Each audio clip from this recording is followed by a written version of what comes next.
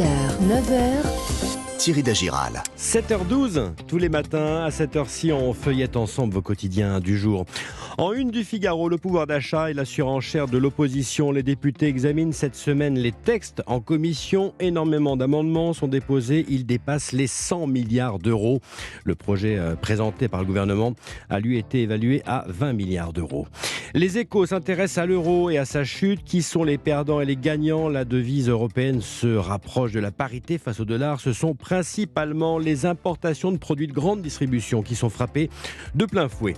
Et puis le numéro 7 des Bleus en une de l'équipe, de dos, les 7 défis qui attendent Mbappé. La star est rentré hier de vacances, il a retrouvé ses partenaires. À 23 ans, il aura cette saison plusieurs challenges à relever avec le PSG, mais également avec l'équipe nationale.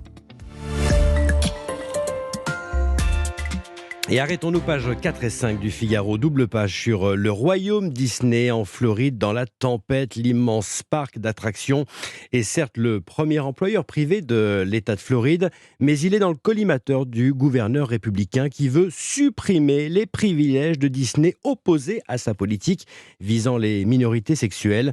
Le statut privilégié a été accordé en 1967, mais voilà, les employés sont en grève régulièrement et manifestent contre la loi sur les droits parentaux dans l'éducation votée par les élus républicains de Floride.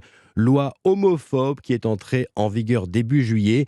Bras de fer donc entre Mickey et le gouverneur de Floride qui illustre les tensions croissantes autour des questions de société aux États-Unis.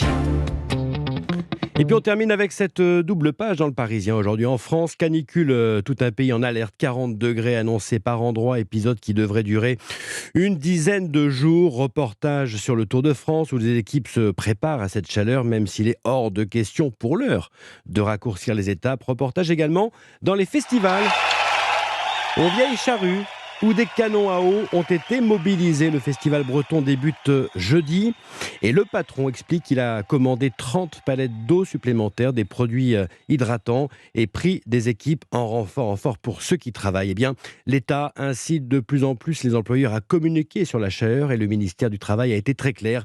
Il encourage le télétravail en cette période, notamment pour les femmes enceintes et les salariés en situation de handicap. C'est donc à lire ce matin en page 2 et 3 du quotidien Le Parisien, aujourd'hui en France.